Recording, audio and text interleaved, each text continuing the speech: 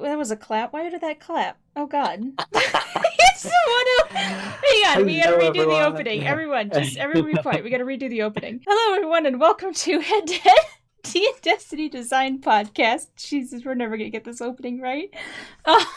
I'm Good Game Kitty. I'm the creator of Dungeons and Destiny. I'm Martin, the editor and lead writer of Dungeons and Destiny. And I'm Baxter, the founder of the Ishtar Collective. And today we are going to be getting into some really cool monsters and figuring out where to rank monsters that I have been wanting to rank. Basically, the whole purpose of this podcast was to get these monsters ranked on the CR chart, but we had to get through everything else first. And speaking of getting through everything else, so in our last episode, we had talked about the Vex ranks and where we were going to put the general Vex population on the CR chart. And from the end of that episode to now, Martin and I have gone over and have slapped in Cabal and Hive ranks as well, because in the episode before last, we talked about the general spread of each faction and how Fallen will typically fall between...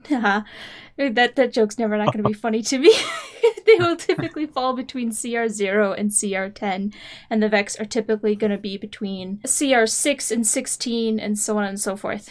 And so we did Fallen, which is the bottom of the CR chart, and then we did Vex, which is the top of the CR chart, and then in between, Martin and I did Hive and Cabal. So Baxter, looking at this chart here, and seeing where all these monsters have ended up, do you have any particular questions, comments, or anything before we get into the fun stuff? Just take a glance at this 130-something monsters and just off the top of your head tell us. 157. Okay. Yeah. I have had to make stat blocks for all of them. I mean, there's more than double were here last week, so it's a lot to take in at once. No, I mean, I think it's interesting, that you've used swarms of things as mages, because I kind of thought that was the kind of the point behind having minions and soldiers and elites, etc. Could you maybe give some thought, give some of your thinking behind that? Mechanical reason for this, right? Yeah, so having a swarm of something, it serves a couple of different functions. First of all, when you have a swarm or a pack or just a group of monsters working in concert together, they are more than the sum of their parts. They usually end up getting an extra feature or an extra ability or something that makes them, it's better than just having 8 thrall running around the battlefield. You have a swarm of thrall that are working together. And so, for example, the Swarm of Thralls actually have this ability that allows them to grapple a target and drag it down to the ground, and they basically overwhelm that one target and completely annihilate it. Think of it like a swarm of piranha, basically. Yeah. All right. Okay. That's just nom nom. And then there was... It's not on the chart here, but we do have the Swarm of Bat Dactyls, which are... okay. Don't worry about them. Anyways, but yeah, so they get put into the major column because swarms typically have, to your chart that is both entirely accurate and mathematically inaccurate about how 8 minions is equal to 1 major. Yes. So a swarm is supposed to be 8-ish, sometimes more, sometimes less. Amount of those monsters. And the other function that the swarm stat block serves is that if you are a GM who wants to have a bunch of thralls on the field or a bunch of shanks, but you don't want to actually run 8 individual thralls or 8 individual shanks, you can plop 1 swarm down. That's just an easier monster for GMs to run, but it still gives them that narrative, there's 32 thralls out here, but actually only 3 swarms. Put a swarm on it. Put a swarm on it. Yeah. There's a couple other monsters that are going to get basically swarm versions of them, but they're not shown on this list yet. So this is still a work in progress list, folks. The bestiary is going to be freaking huge. Okay, cool. Well, that answers that question. Right. And for our listeners, I just kind of wanted to go over some of the big name ones and one particular change that ended up happening. Originally, we had put Baron at a CR7 elite, But after putting in all the Hive and Cabal and all that fun stuff, it was actually decided to bump them up to CR8 Elite so that they can go toe-to-toe with the Knight. And Martin specifically brought up the mission when you're on Titan and you have to go get the power core and then you run into Mithrax fighting that Knight.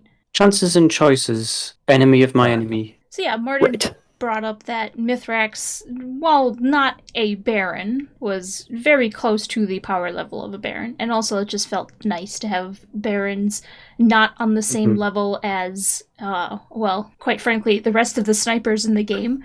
The Adherents, Striker Scions, Scout Legionary, and Hobgoblins, that's half the snipers that are all on CR7 Elite, because that's just how they ended up falling. And we have things like Colossus as a CR7 Major, the Goliath is a CR7 Ultra. Ooh, the Hated, which is... Martin, remind me what the lore behind the Hated is, because I know who the bastard is in the video game. Yeah, the Hated is a very special singular rank within the Hive, though it's not clear whether it's supposed to be the one hated in the entirety of the Hive, which seems a little improbable, or more likely the hated of a given brood of Hive. But regardless, it's a title assigned to essentially the executioner of misbehaving Hive. So it's who gets to execute Hive who piss off their superiors or take too much tribute for themselves and get caught or that kind of thing. They're the hall monitor of the Hive. Hall monitor of the Hive.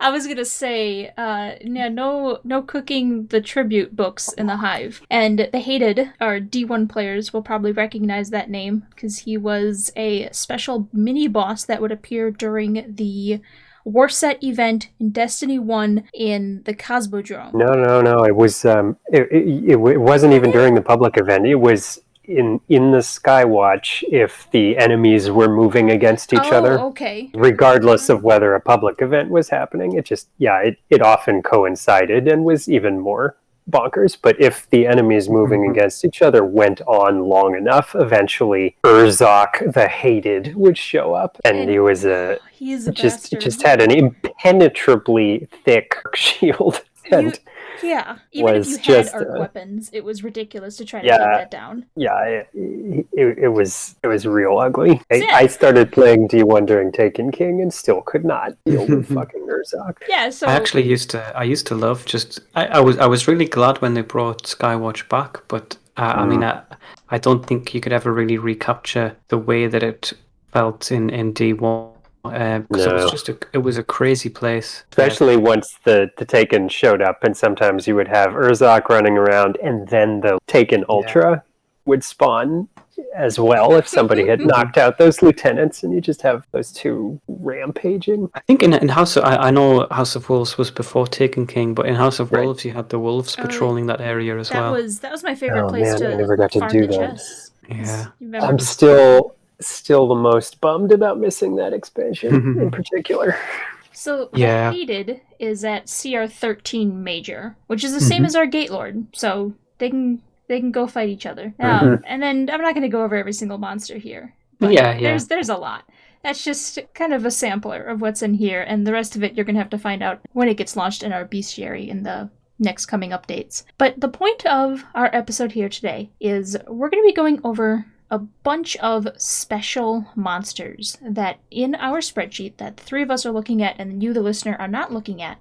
We have 13, kind of 12, maybe like 12.5 special monsters that I'd like to have ranked, and I'm saying 12.5 because two of them are Valis Maul and Valis Talern, who, they show up together. They're kind of getting ranked at the same place. They're gonna have a special mechanic just for them, and we'll talk about that mechanic when we get to them.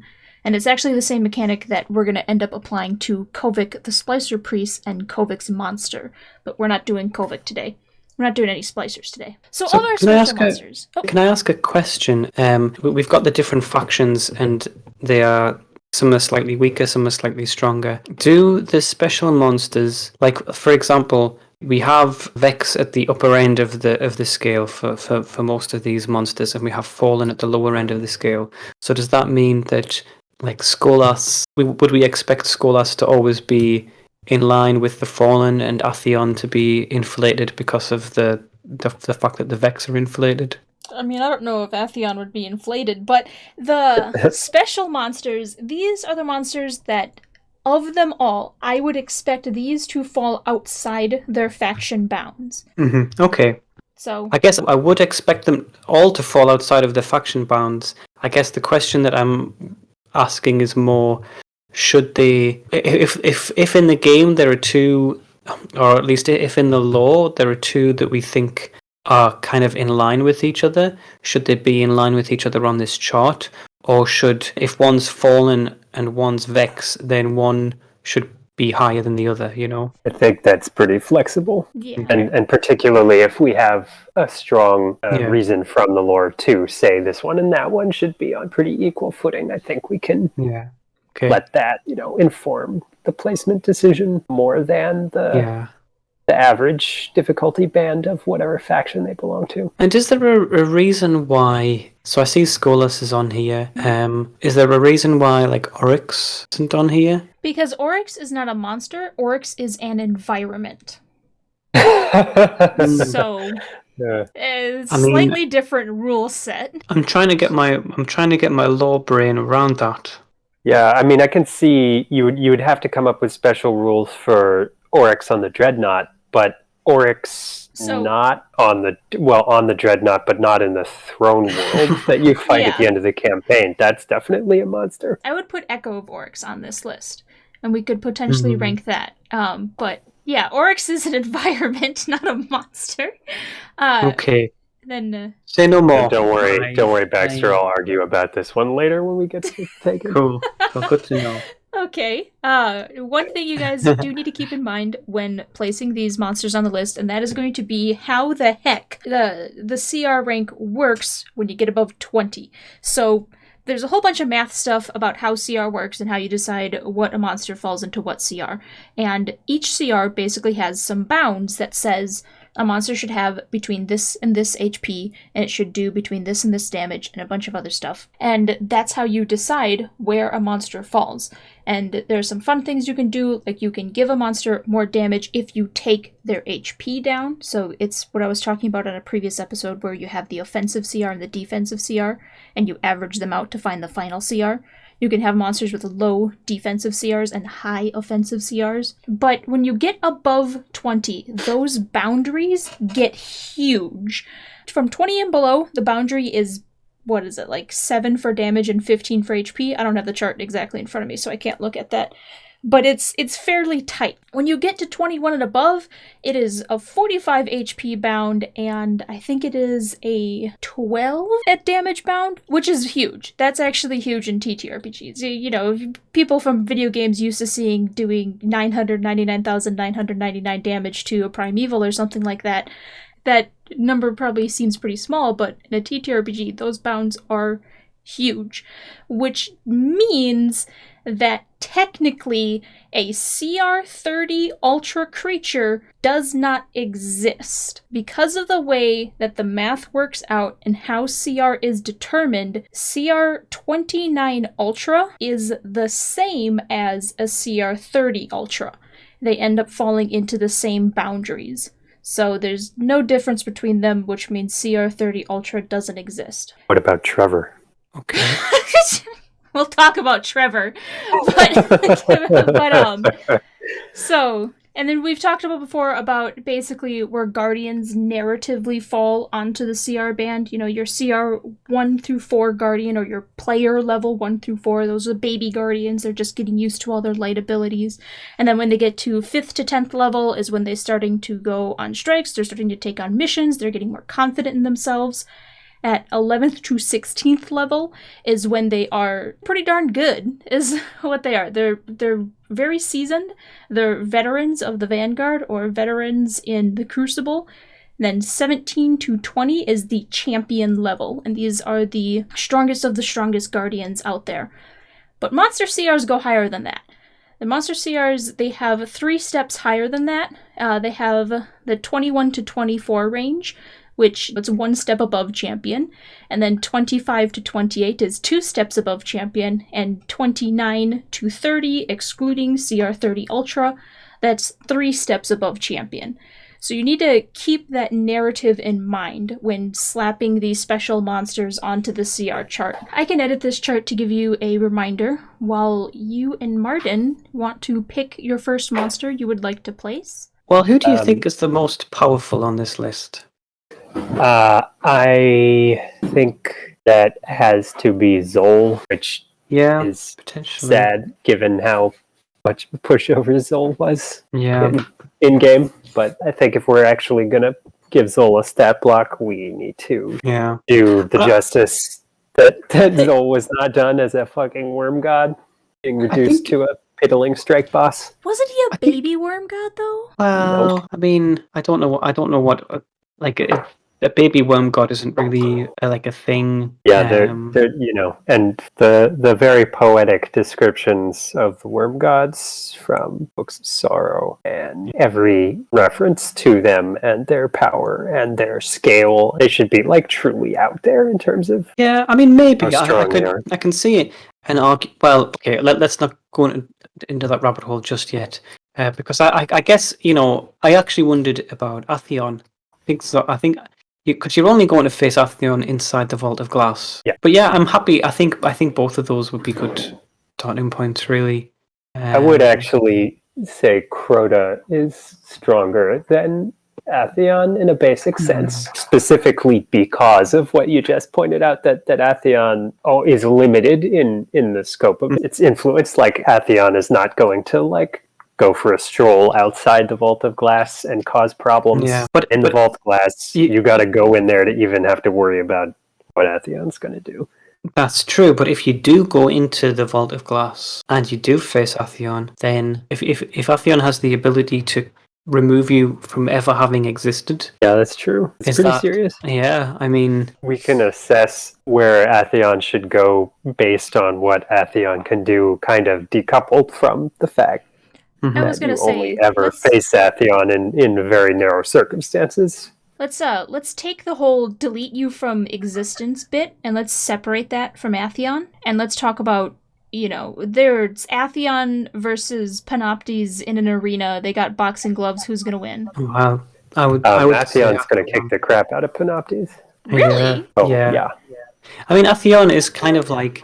we don't have a lot of information about the Vex in a concrete sense because nobody speaks their language, everything's kind of a guess, but I think the Vault of Glass is... I think Atheon is the most powerful Vex we've faced lore-wise. Agree. And going into the vault is, in whatever sense this is something that means anything, is the deepest we have ever gone into their territory. Okay. Here's a quick exercise we can do. If we just take all of these monsters, ignore the CR chart entirely. Let's just put them in a list of strongest to weakest. Yeah. So, are we putting Atheon at the top? Or are we putting Crota at the top? At the top is going to be Atheon, Crota, and Zol. I don't know in what order exactly. Yeah, I would agree with that. And we can maybe split them out as we go on. As I've said, I think Zol is the biggest of the bads in this bunch. Okay, fine. We'll put Zol, Atheon, Crota. But it's clearly debatable. Okay. So we've got Zol, Atheon, Crota at the top. At this point, though, we're probably just splitting hairs between these guys. Yeah. And in terms of where we're going to put them, probably, yes. Yeah. So if those three are at the top, the other monsters we have in this list here, we have Alakul, Brachiosaurus, Brachion, Panoptes, Skolas, 2 versions of Tanyx, Valus Maul, and Valus Talern, who come together as a pair, and Valus Ta'ark. Who is the weakest, would you say, of all of these? Zahn or Ta'ark? I was actually going to say Tanyx the Scarred, the first version of Tanyx. Are you kidding? Cade manages to 1v1 him when he's a baby vanguard, he thinks he does. Well, yeah, but if a creature coming back to life doesn't necessarily mean they're strong. It just means they come back to life. Yeah, I mean, I guess I have a hard time assessing what kind of difficulty sticker you should slap on Tanyx purely in terms of what fighting him is like, because lore-wise, it's such a big deal that it's, he's a formidable enemy, whatever, but really the problem is that he just will not stay dead for whatever reason. So you're right, I can see some wiggle room in terms of where we end up actually putting Taniks if we're focusing on his combat lethality as opposed to like total narrative danger. But I still think he would kick the butt of any of these Cabal officers, honestly. All right, I mean, we can put him above Valastark, too. That's fine. So would it be at the bottom of the list? Brachus, Valastark, then Taniks? Are we assessing the Bond brothers as a unit? Yes. Okay. Then I guess they can go above Taniks. So frankly, if they were in a fight, I would still bet on Taniks. Okay, yeah, that works. Okay, so if we're going to put even Taniks above that, so... We don't have to do this. I think Taniks is a badass is all. I mean, I think Dexter, what were you gonna Taniks say a is... minute ago? Yeah, I mean, I don't know. I mean, I have mixed feelings about it, because I feel as though the strength of Taniks is that he keeps coming back. And yes, he might be difficult to beat in most one-on-one fights, but yeah, I guess I'm just not sure. Got that like full auto scorch cannon though. So yeah, that's true. Here's something to keep in mind, and potential concept that we can use with Taniks and his mechanics, and bringing some of his narrative into his mechanics. And that, how Taniks basically has like 3 forms, I guess. We've got Taniks the Scarred, we've got Taniks Perfected, then we have Exo Taniks, Taniks 1, and then turns into Shank Taniks. Is he an Exo? I thought he was an Exo. No. I mean, we have no idea what all right, they Frankenstein did Taniks. Franken Taniks. Taniks the monster, we'll call it. That's just regular Taniks. I mean, you're right. Taniks the Scarred does have a feature that's like, he's got a bunch of stuff embedded into his body, which allows him to interface with any technology. But if we were to, say, take Taniks the Scarred and put him at like kind in the 5 to 10 ultra range, and it doesn't have to be, whatever exactly, but you put him in there, and then you have a mechanic that every time he dies he goes to his next form, essentially, which is tougher, and then it gets tougher and tougher. The more he dies, the stronger he gets. You mean next form like he turns into Taniks the Perfected or something in the same fight? No, not in the same fight. No. Oh, okay. Not in the same fight. I thought you meant the same fight. No, not the same fight. Not in the same fight. So you're saying Taniks will have like sort of a mega multiple stat block, and the idea is if you want to use Taniks in your campaign, you decide where he first, what form he's in when he first shows up, but then if he's defeated, he returns subsequently at the next evolution. Yeah, he evolves.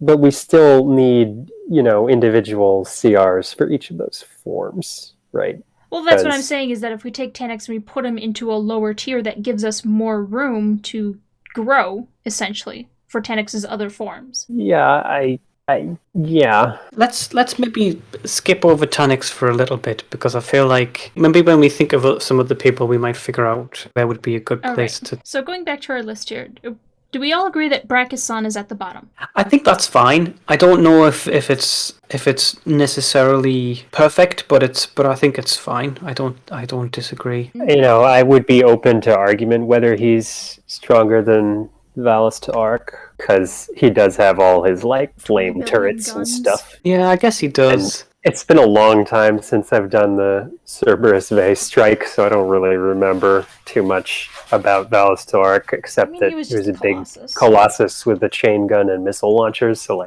yeah. So we can put Brachus. I mean, I guess I was just thinking from the perspective, Brachus does have more stuff, but in my head I see Brachus as like an arms dealer. That's and he is. Yeah, he is, but that, I don't think of an arms dealer as also being a soldier. Yeah. I know he is. I know. Here's another rationale. He individually can have a lower CR because presumably he is supported by, for instance, his flame turrets and stuff. Yeah. So, the total difficulty of Brakazan plus weapons and turrets and reinforcements might actually be higher than Valis Tark, but if you somehow, just got Brakazan in a room, he should not be as challenging as Valis Tark by himself. Yeah. All right. And then ignoring Taniks for now, next up would be Valis Maul and Valis Tulurn together.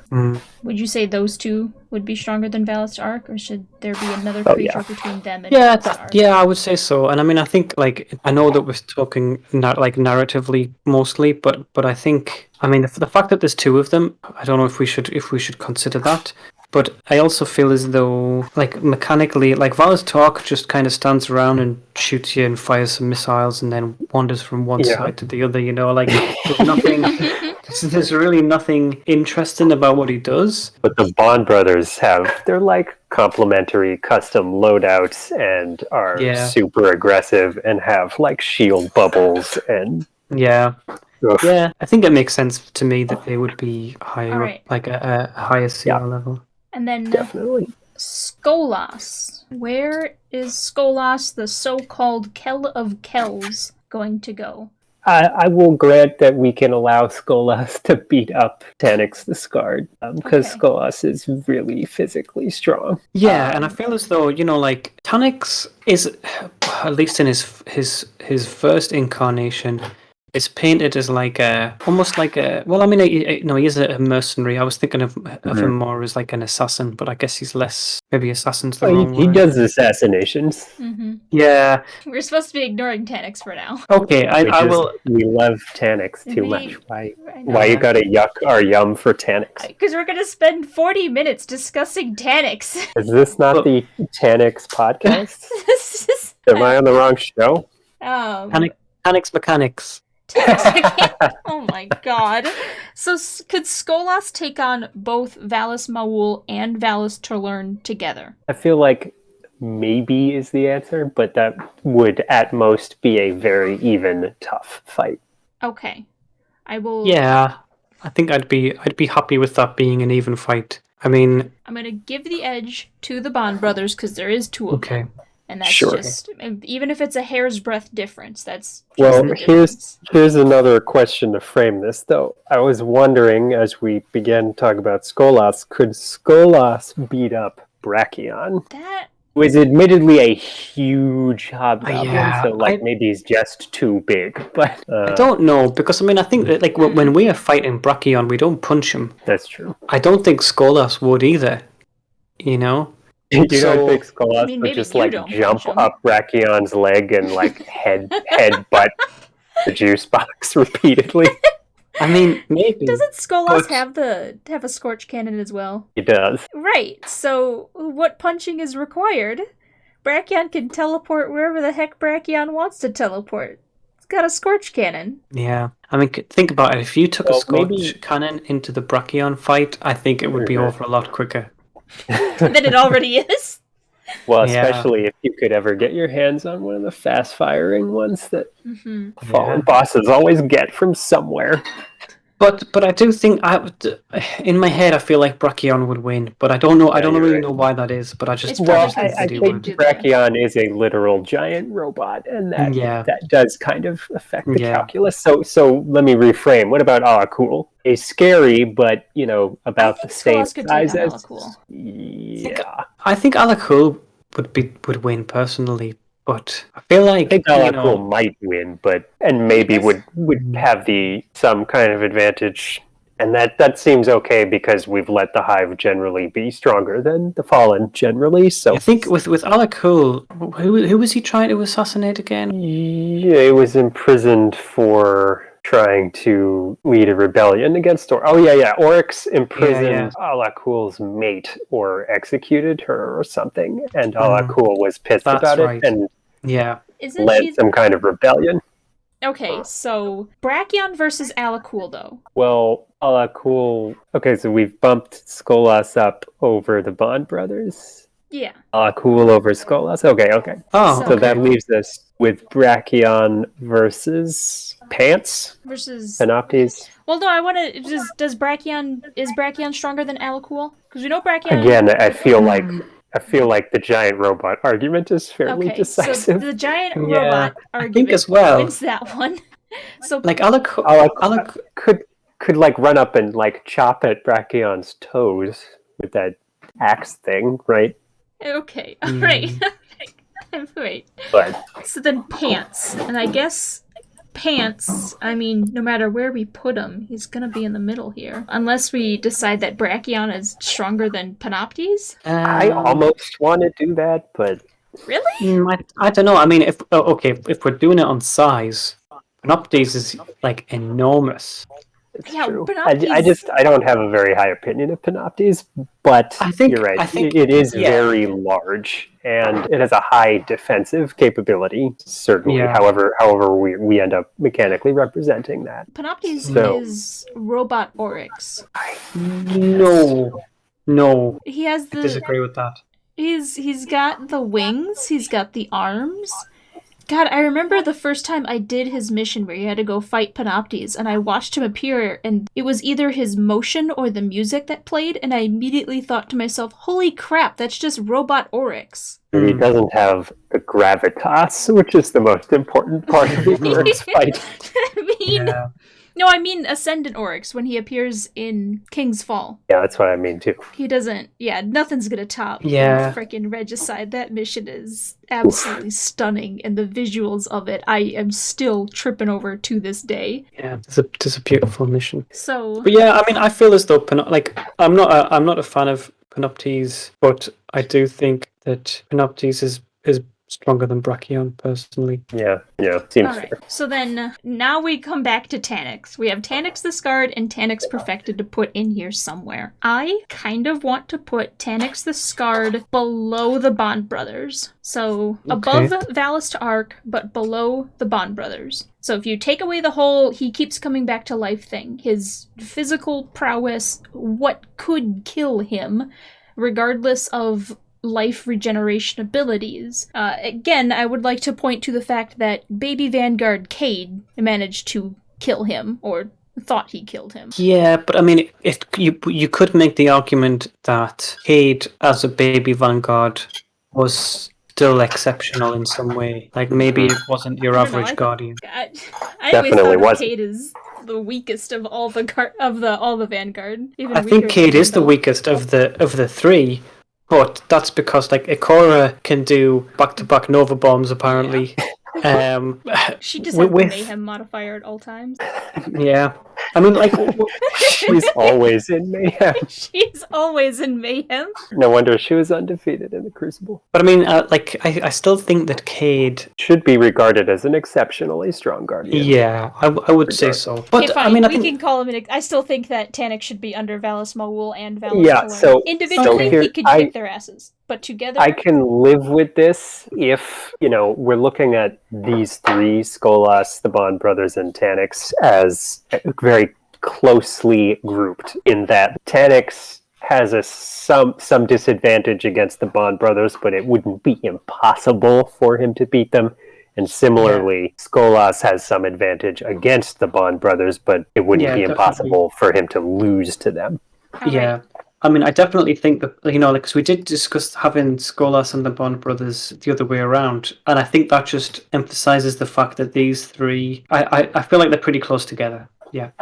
All right. Yeah. So, now here's something. Would you say definitively that Skolas can kick Tanix's ass? I don't think I would say it definitively. I think he's got a pretty good likelihood of kicking his ass, but I mean, I feel as though Tanix is like wily and But in an open fight, like in a ring where Tanix doesn't get to sneak up or anything, I would have to admit I think Skolas has the advantage. All right. So then Tanix Perfected. So this is Siva Tanix. Where is Siva Tanix going to go on our list?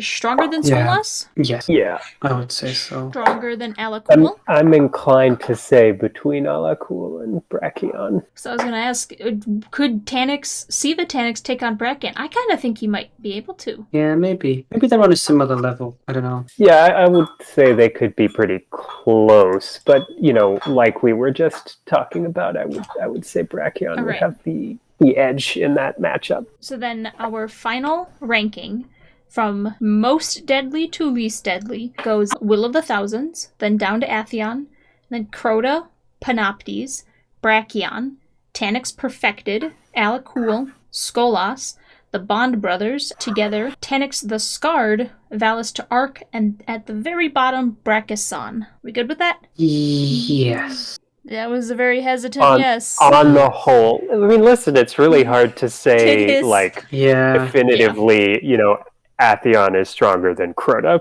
and, like, just let it be. But Yeah. Considering that the Vex did kick Crota's ass, and that's why he got banished to the moon, I'm That's okay with Atheon true. being stronger That than is- Crota. Yeah. but that wasn't to any individual Vex. That Well, was yeah, I know, but in an general. endless army of Vex who figured out how to do sword logic. Yeah. Way to go, Crota! I You think- fucked it up! I think that's the thing. Like, I think that's a really good argument for the faction, for the Hive faction and the Vex faction being where they are. But I don't think that carries over into. I mean, obviously, You're not we've gonna agreed like this, that. then. Hmm. You're not gonna like this then. What? So, on our regular CR chart among all of our monsters, the generic Brood Prince is a CR 14 Ultra. I was gonna suggest, until we did this list, putting Crota at CR 12 Ultra, being weaker than Nope. the average Brood Prince. Nope. No, I wouldn't Nope. agree with that. But he's I mean, I baby! He's not baby. He's not. No, he's not. He's, Why he's would you one of say the children of the king of the hive who does make a fuck up and let the Vex into Orcs' throne world. And he got but soloed by a guardian wielding a no land beyond. What's your point? listen, nobody. No, Crota is like single-handedly responsible for the Thousands worst of guardian deaths, yeah. defeat in history. So, anyways. Has his own throne world, Yeah, I mean, literally freaking- classed as a hive god.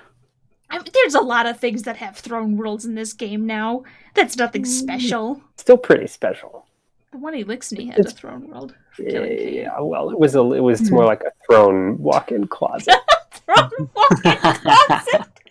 Yeah, it's true. Anyway, It was a lovely throne walk-in closet, but Oh yeah, nonetheless. my walking closet.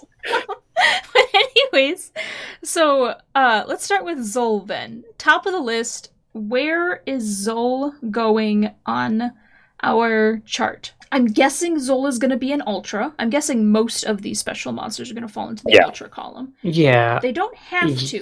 Keep that in mind. They don't I have to. think we could make some of the lower end ones high end majors, like very high CR majors. I think I like Brachiosan and Valis talk. Well, what are you thinking?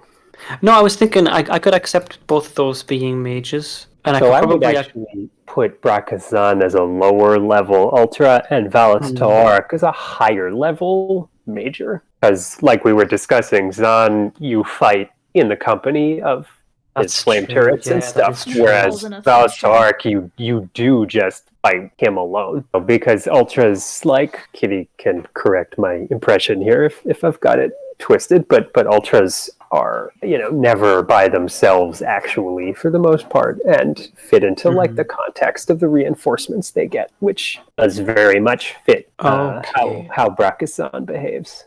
Right, I think I had the opposite idea.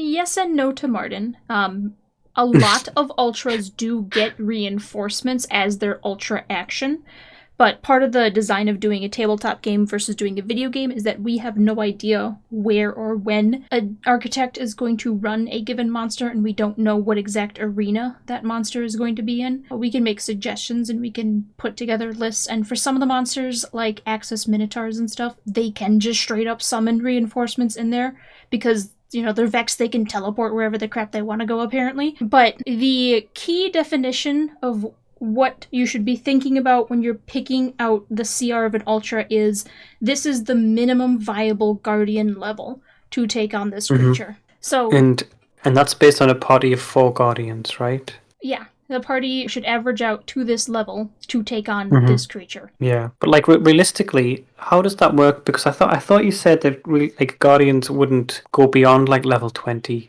So yeah, Guardians can't level up beyond 2020 levels unless you're doing homebrew rules. If you have a party of 4, then Yes. does that mean you just can't realistically beat a level like 23 Ultra? No. Because this goes back to something I said at the very beginning of this podcast of what a fair fight is in a TTRPG. And a fair fight, for the purpose of us trying to pick out CRs for monsters, we assume it's like a 50-50.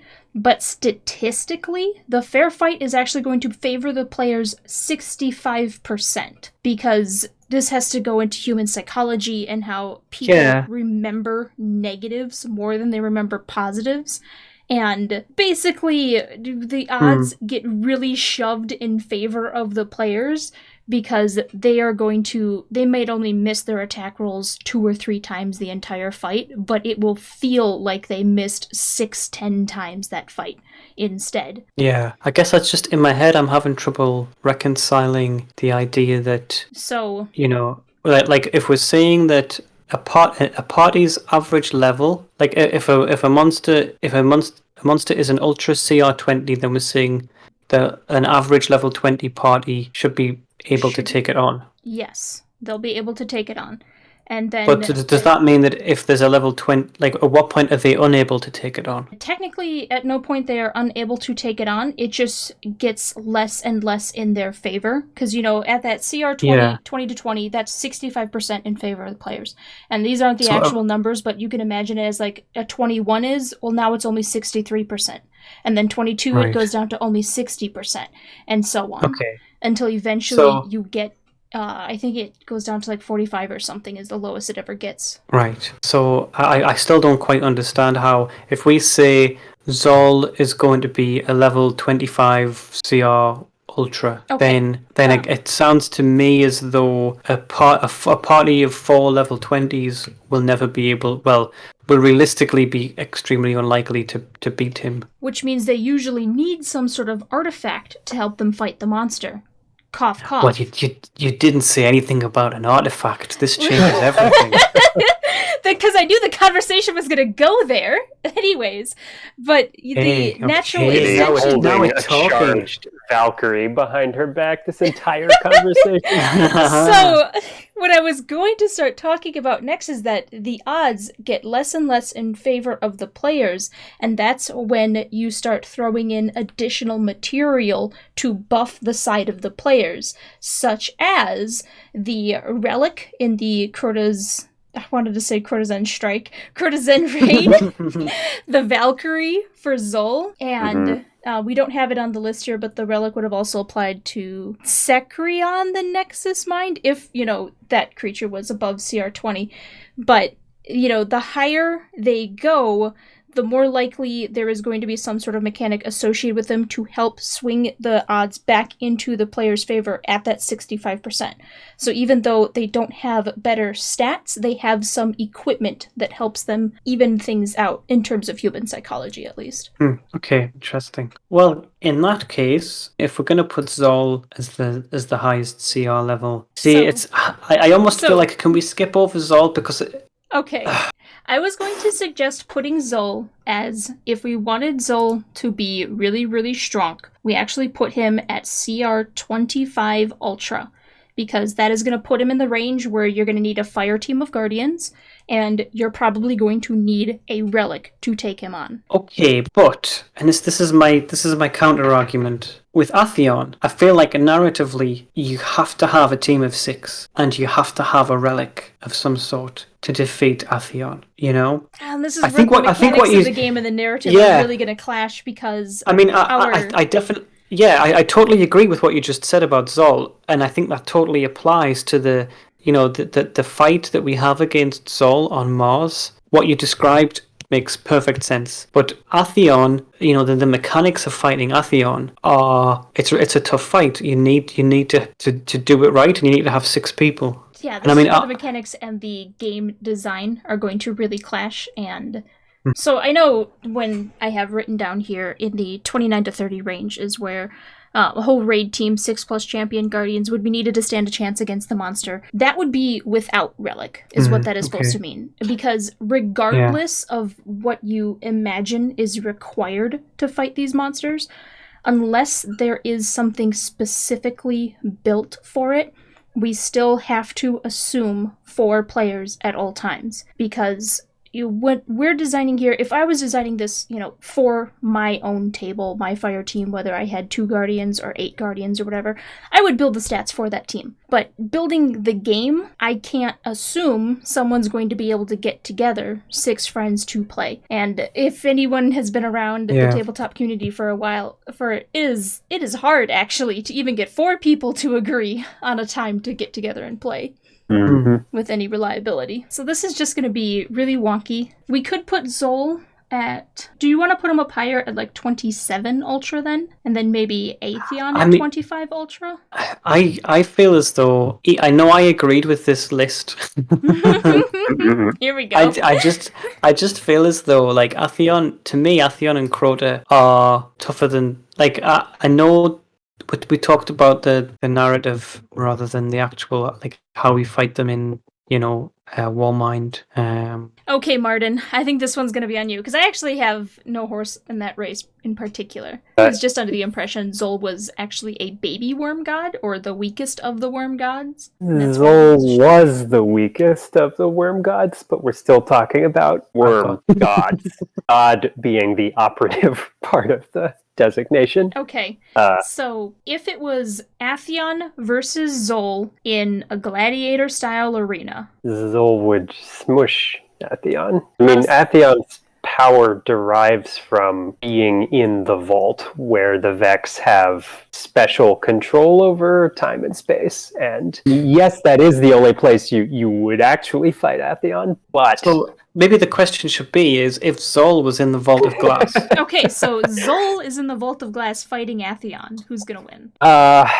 I guess in that very bizarre situation, I am not certain because we don't have as complete a picture of the extent of Zol's paracausal abilities. I almost will just chomp and rip Atheon's head off, and then do a Pokemon move, constrict him, and just crush him in half. Yeah, I mean, I almost asked the question: I'm going to ask it? Does Zol have the Aegis? I think Zol's face is the Aegis. Clamped on his little teeth. Yeah. He's got little itty bitty teeth just trying to... Okay, hey God, I got this. Don't worry about it, guys. Okay, alright, now here's the other thing that we could do with Atheon. Since this is going to be probably an issue unless we actually do this. I didn't want to have to do this because this is going to make a whole lot more work for me. But this is where we're going to have to go with it. And that is... We're going to have to go full Lich on this bitch. And which is to say, in 5e, I said Lich, even though it might actually be like Death Tyrant or something like that I'm supposed to be thinking of instead. Anyways, the creature has 2 separate CRs, and almost 2 different stat blocks, because they have the CR for the creature, the stat block for the creature outside of its layer, and then the creature gets layer actions and special features when within its layer. So it actually has 2 separate listings, almost, but, they're shoved into the same spot. Except Atheon only ever is in its lair. Yes. Yeah. I don't know if it makes sense to have... You know what? We should assume Atheon can't leave the Vault of Glass. Okay, so if that's the case, then here's what I'm going to decide. And I'm just going to put my foot down on this one. And we're going to move on. Okay. Zol's going to go at CR27 Ultra. Atheon's going to go at CR26 Ultra. It is a hair's breadth of a difference in terms of Ultras. Okay. All right. That sounds good to me. Okay. Now that we got 2 down, let's go to the rest. Well, I mean, I think what we could do is maybe... Which ones do you think make sense to be mages? Valis to Arc for starters. That's the easiest. Yeah. I would kind of put Valis to Arc. I'm thinking I kind of want to put him on the same level as the Hated. Is that too much, do you think? Should be higher? I don't think it needs to be higher. Well, I mean, I guess you could leave it there. Yeah, I would put that's him... CR14 major. Put him on CR14 major, because we already have 2 on CR13 major, and I just want to spread things out as much as we can. try to cover as much. So if we just put Valstark at CR14 major, I think. What do you think, I feel Martin? like he's getting a bit of a promotion being there, but if he fits there, that's okay.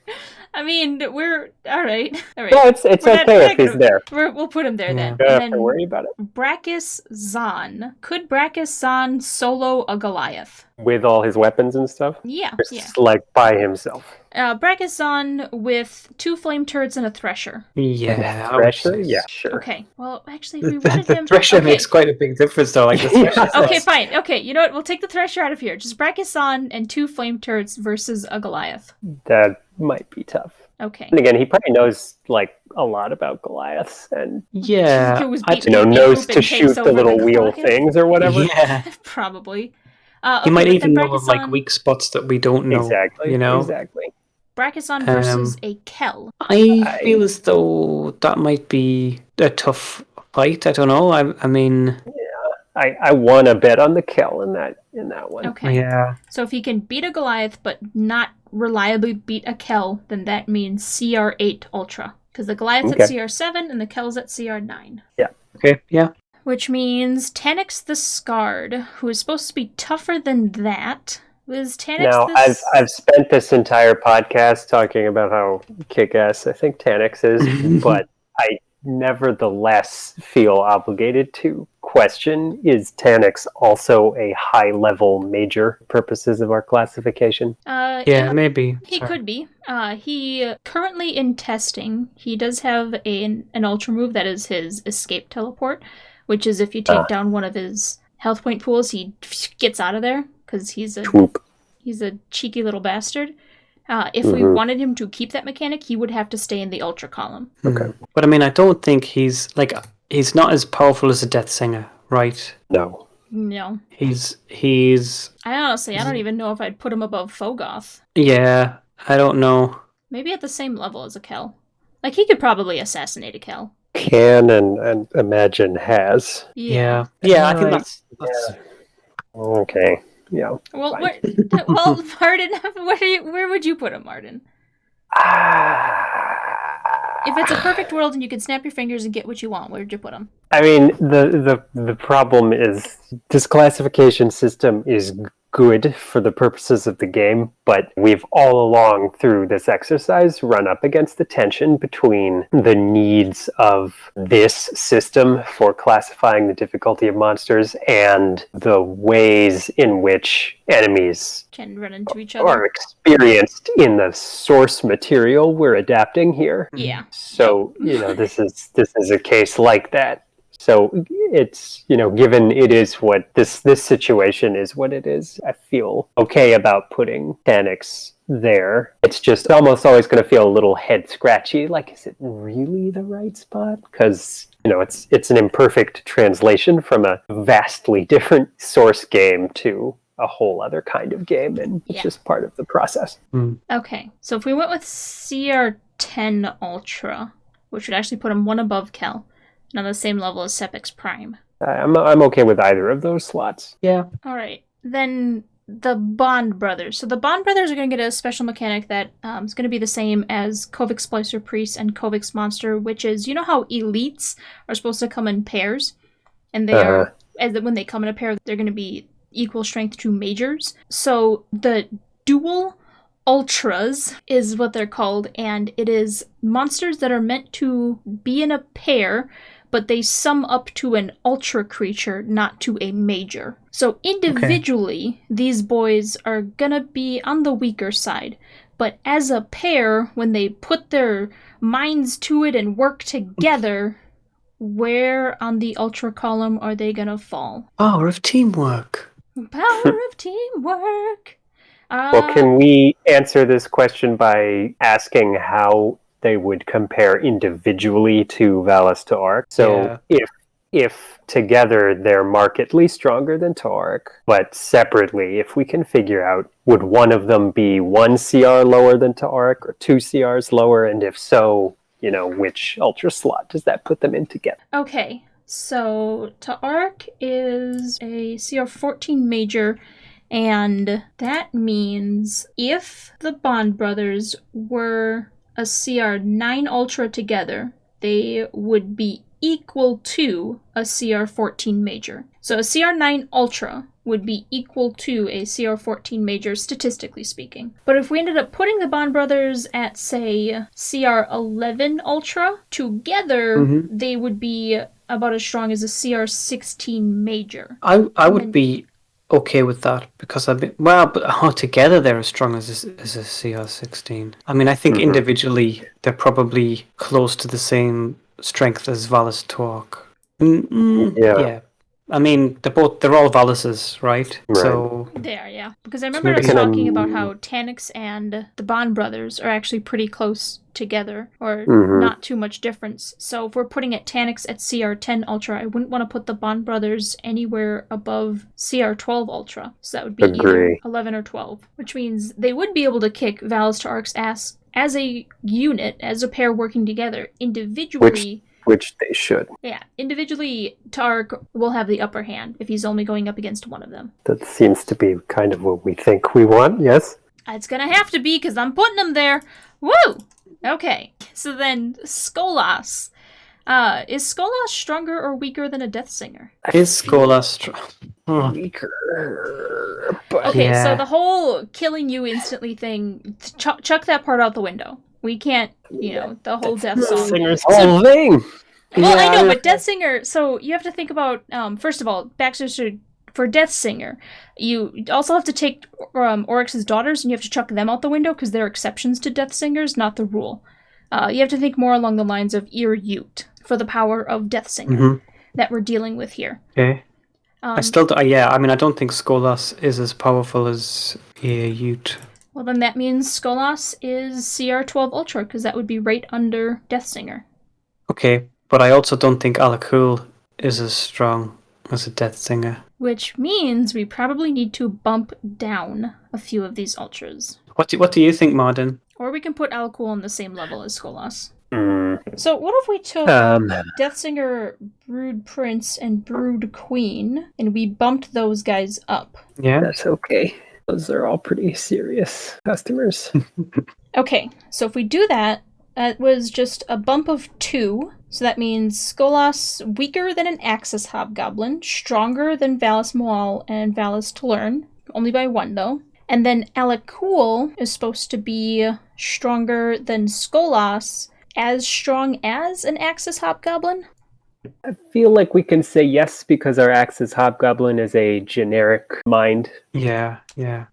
Well, I'm curious, do we want to bump Death Singer 2 as well as the Brood Prince and Queen because we want to keep the relation between those 3, or could Death Singer be by 1? Because, generic Death Singer versus even worse Death Singers we know by name. Yeah, that at least hypothetically would fit in here at higher levels somewhere. Yeah, this is almost like an Atheon question in a sense, because the Death Singers seem to be especially powerful in Throne Worlds, but they're limited to that location, Or at least they're I hadn't been thinking of that dimension.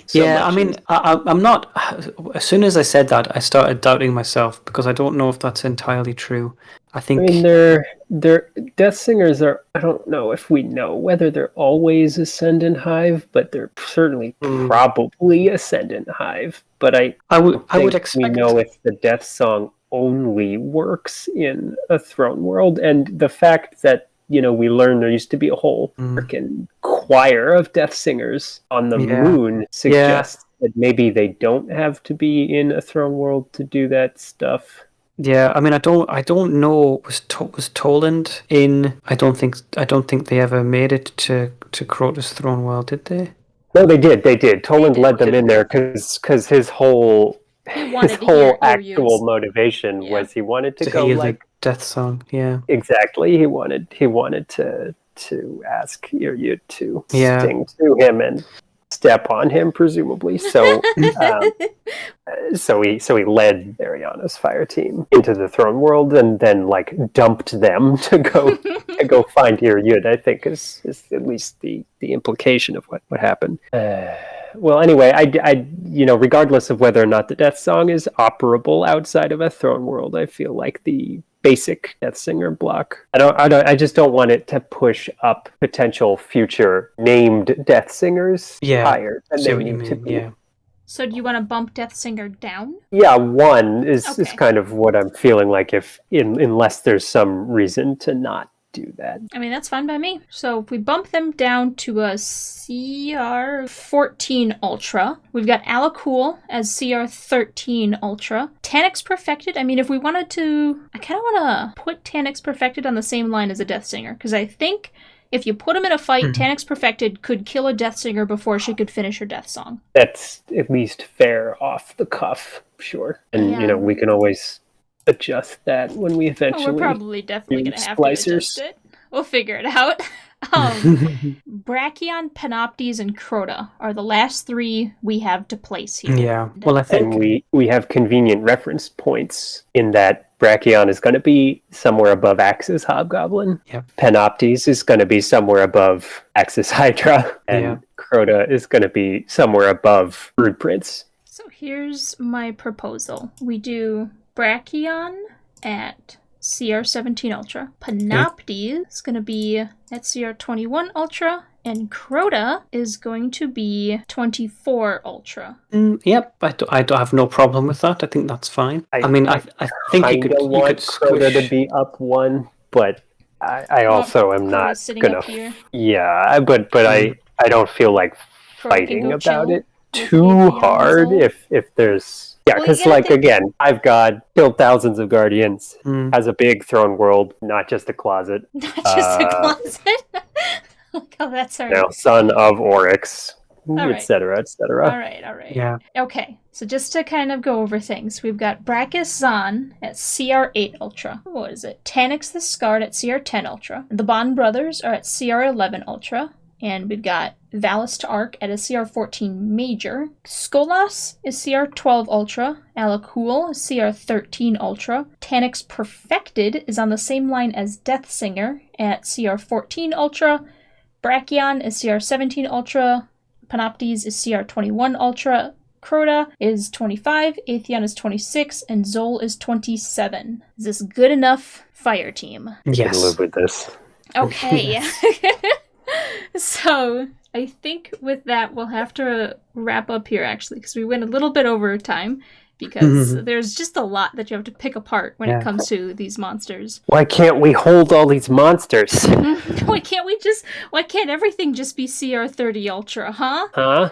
I mean, honestly, this is kind of, I think this will be good enough to get us through V1.0 of the Bestiary, and, just kind of not confirming anything, just sort of thinking out loud here. I would love to do Guardian levels above 20, which would allow us to expand the CR list above 30. So we could potentially go up to CR 40 with monsters. But finally, a stat block for Trevor.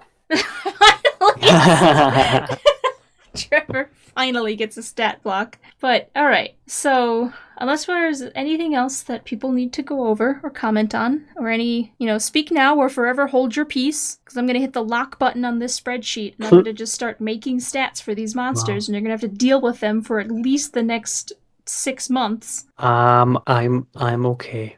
Okay. And you might see some small adjustments to them because just game design and how shit ends up happening. If you have a special feature that you want to give a monster, and it might end up causing that monster to go up or down in CR because of the feature. But that's just all fiddly stuff that will be addressed as needed. But I think that's all then, and we're good to give this a wrap. Thank you both for joining me on this adventure and putting nearly 200 monsters onto a nice spreadsheet for me to eat immediately. And extra thanks to Baxter for being our special guest. Oh, no, thank you. Process. It has been lots of fun. It has indeed. And until our next design podcast, I guess we will be saying goodbye for now, and make good choices, everyone. Try not to die.